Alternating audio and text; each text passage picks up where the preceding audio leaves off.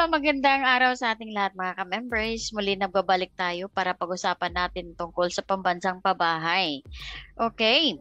Now, ito ay tungkol sa pag-apply mo na walang dapat membership na babayaran, no? Kasi nga maraming lumalabas na mga scams ngayon na, uy, palista ka na, kukuha ka ng pambansang pabahay.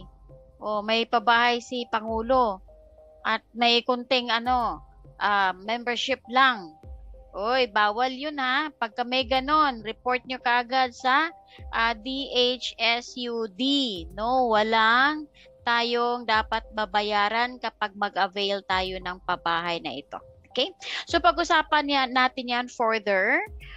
But before that, pakisuyo yung i-subscribe, like, share, and click the notification bell para updated sa lahat ng mga video uploads natin. Okay?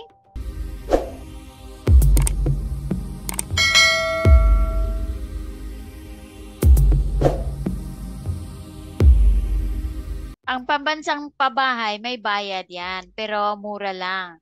Ang ibig kong sabihin kanina, yung membership, no? Yung sinabi kong pag may nagpapalista sa inyo, may nagbahay-bahay, tapos palista, tapos manghihingi ng membership fee, walang membership fee yan, ha? Ang programang pabahay ng gobyerno ginagamit na raw sa panloloko. Alamin ang modus na yan. Sa pag-arangkada ng Pambansang Pabahay Program ng Department of Human Settlements and Urban Development, siya na mapag-usbong ng mga nagtatangkang manloko gamit ang programa. Nito lang unang linggo ng taon, isang nagpakilalang siya, si Secretary Jerry Acosar na kalihim ng DSUD ang tumawag sa isang kongresista para makipag-ugnayan tungkol sa Pambansang Pabahay Program. Tumanggi na ang DSUD na pangalanan ng tinawagang congressman pero agad daw siya nag-verify sa ahensya kung totoo ang numerong gamit ng nagpakilalang kalihim. Ang isa naman, nagpapakilalang opisyal ng DSUD at lumalapit sa mga gustong magkaroon ng pabahay sa ilalim ng programa. Na kayong ganyan lumalapit na mga individual o organisasyon o entity na nagsasabi sila po ay involved po sa Pambansang Pabahay Program, makipag-ugnayan na po kagad either sa local government unit or sa aming tanggapan dito po sa DSUD para po ma-verify po kagad natin. Inasahan na raw ng ahensya na may mga magtatangkang gamitin ang Pambansang Pabahay Program para makapanloko dahil sa laki ng proyekto. Kaya agad naglabas ng anunsyo ang DSUD.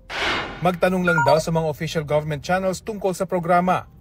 Bukod sa DSUD at sa local government units, pwede raw makipag-ugnayan sa Home Development Fund o Pag-ibig Fund, Social Housing Finance Corporation, National Home Mortgage Finance Corporation at sa National Housing Authority. Giit ng ahensya, walang pribadong individual o grupo ang otorisadong kumatawan sa DSUD. Amin pong tanggapan, hindi po nagdadalawang isip na mag-pursue ng action dito po sa mga kababayan natin na nag-iisip po na pagsamantalahan itong programa. Huwag din daw maniwala sa mga lalapit para mag-alok ng pabahay gamit ang programa. Ang sinumang gustong makinabang sa Pambansang Pabahay Program, kailangan mag-apply sa mga local government units. This will be primarily done by our local government units. No? Ito pong ating partners ng mga local government units. So doon po tayo makipag-ugnayan para po sa pagpapalista po ng benepisyaryo. So, mag-ingat tayong lahat sa mga manluloko ha. Lumapit lamang sa mga kinauukulan, alright? Sa Department of Human Settlements and Urban Development or DHSUD, Secretary Jose Rizalino Acusar stressed this during a recent interview amid reports of unscrupulous individuals using the National Housing Program to collect payments from the unsuspecting public. Okay, sabi niya, marami hong kumakalat. Nakala po binabayaran ang membership para makapagpalista sa pambansang pabahay. Hindi po kami humingi sa anumang bayad at mismong local government unit po ang makikipag-usap tungkol dyan. Okay? So, hindi tayo basta-basta na diretso tayo sa LGU, hindi tayo doon sa mga nangangalap ng mga magpapalista dyan, tapos kapalit may bayad pala. Okay? So, kaya sabi nga ni Secretary Acosar na kaya dapat sa local government dumiretso ang mga interesado. Dahil sa LGU or local government units rin naman po namin ipapasa ang matatapos naming projects, yang sabi niya. Okay.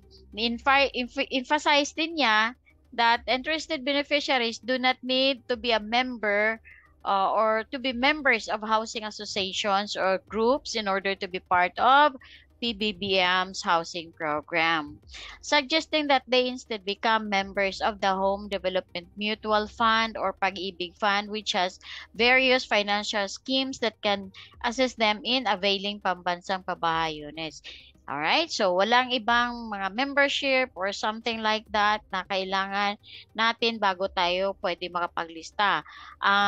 Pagka ito ay through Pag-ibig Fund lang, dapat member ka talaga ng Pag-ibig, okay? Para maka-avail sa pambansang pabahay kasi idadaan nila ito sa sa mga partners nila, no? It could be sa NHA, okay, National Housing Authority, or it could be galing from sa dito sa urban settlement, Department of Human Settlements and Urban Development. Okay, all right. Now, aside from the DHSUD, the public can also inquire details of the program from National Housing Authority, Social Housing Finance Corporation, and National Home Mortgage Finance Corporation. So ito yung mga pwede, no? Pwede nating mga lalapitan para tayo maka-avail. Pero walang bayad yan, ha? I mean, ang ibig kong sabihin, walang membership para makalapit ka sa kanila, no? Na magpalista at nais niyo na mag-avail sa pambansang pabahay na ito. Sabi dito, all of which are the department's key shelter agency and are also working with the government in advancing the national housing program. So ito lang, ha, ito yung silang mga they are working with the government when it comes to pabahay. So National Housing Authority, Social Housing Finance Corporation, National Home Mortgage Finance Corporation. So dapat dito lang, okay? Or in the future kapag meron pa ulit sila na wanted to be to work with the government, no, for them to be able to help na mapabilis at lahat magkakaroon ng pabahay, no, from the government. Okay? And then meanwhile, the DHSUD Secretary bear that the pambansang pabahay para sa Pilipino program was devised by the President primarily for the less privileged working force. Okay? So sabi ni Pangulo na para talaga ito sa mga less privileged working force, okay, na mga hindi naman gaanong mga malalaki ang mga sweldo, na hindi kayang kumuha ng condominium sa mga private alam mo na yung private na mga nagtitinda niyan, nagbebenta ng mga condominiums or mga ano pa ba yung housing dyan na kailangan malaki. Halimbawa, yung di man natin kaya ng kumuha ng pabahay na 20,000 a month, samantalang sweldo natin minsan nasa 15 lang o kaya 20 lang. So bahay ka lang, wala ka ng pagkain, di ba? Alright. So primarily talaga, inaano ni President ito na para sa mga mababang sweldo, no? Para sa mga less privileged working force talaga na hindi kaya yung mamahaling mga pabahay, no, ng mga private realtors. Okay, especially those employed in urban areas, okay, na dito sa city ngunit walang mga mga bahay, no, but do not have their own houses. Kaya mahal magkaroon ng bahay dito sa city. Dito ka nga trabaho, o uuwi ka weekly, minsan monthly uuwi sa probinsya. Dito mangungupahan lang na maliit na kwarto, kaya mag-boarding house lang yung iba. No? So, ang hirap, wala kang sariling bahay mo, malayo ka sa pamilya mo. Kaya ito nakita ng gobyerno at pinagsikapan nila talaga na kahit pagpaano, malapit-lapit dito, hindi man dito sa metro talaga, pero malapit.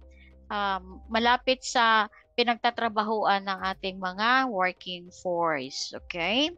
All right. And this is highlighted by the program's thrust to build in city settlements, okay, where workplaces and trade hubs as well as educational and health institutions are located.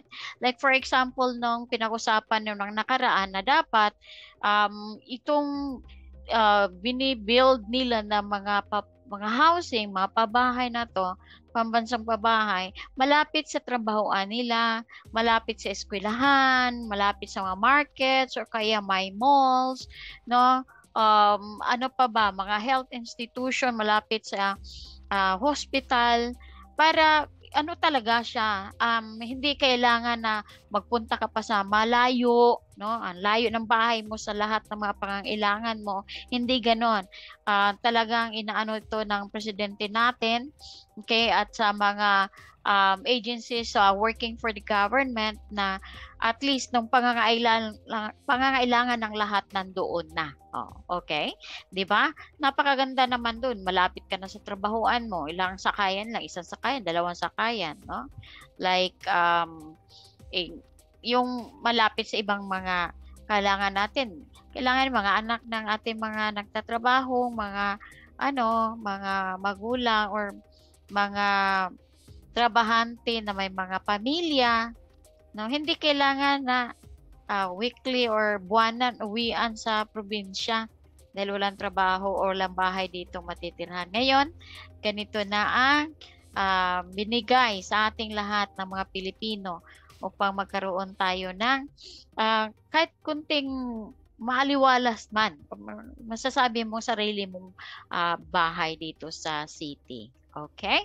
So, ganyan lang ikli ang ating video today. Okay? So, kasi hindi naman gaano din update lang naman to, quick update lang naman to natin sa pabahay ng pambansang pabahay. Okay. So, tignan mo, updated ito, Monday, January 2023. Today is Monday. See? So, di natin masasabi talaga na atin disclaimer natin na ang ating videos ay gawa-gawa lamang, kundi talagang kung ano ang sinasabi ng government, kung ano yung mga government agency, doon lang tayo kumukuha. Hindi tayo nagsisinungaling dito, hindi tayo kung ano gawa-gawa lang, no? Kung ano yung tama, yun ang ating ipaabot sa ating mga viewers, ating mga subscribers, mga kapwa Pilipino. Okay? Alright, so nakita naman natin, updated to, no? Meron na ngang nakatanggap ng dito 10,000 families to benefit from DHSUD sa Baguio City Partnership under PBBM's Pambansang Pabahay. O diba? Okay, so that was on January 6, 2023. Now, DHSUD optimistic PBBM's Pambansang Pabahay to go full blast in 2023. Or mabuti naman, at least lahat. No, di pa naman, kung hindi man masabing lahat mabigyan, at least ongoing siya. No, na mabibigyan talaga yung mas nangangailangan ng bahay. Kasi mahirap ang dito sa city, mahal ang mga pabahay. No? Kahit na maliit na kwarto lang, ang mahal na. Okay, magkano lang susweldohan yung ordinaryong manggagawa? So, hindi na kaya. Magpaaral ka pa ng mga anak mo, pagkain pa, pamasahe. Nako, mahal, no? So, napakaganda nito na magkakaroon tayo ng sarili natin. Okay, dito sa Metro, malapit na yan magkakaroon. Bagaman Baguio mo itong mga 10,000 families na meron na, nakalista na para tatanggap ng pabahay, magkakaroon din tayo nito. Hintay lang tayo ng konti, Alright, so thank you so much and for watching. And we will also update kung kailan dito sa atin na mamimigay dito sa Metro. Alright? Na kung kailan may magpapalista. Basta itong update natin tungkol lang ito sa dapat walang membership. Dapat walang hihingiin na registration fee. para sa mga nais magpalista nito. Okay? And then, importante na sa mga LGUs tayo, local government units tayo, mag-inquire. Hindi sa kung kani-kanino. Okay? Alright, so have a wonderful day and stay safe, everyone.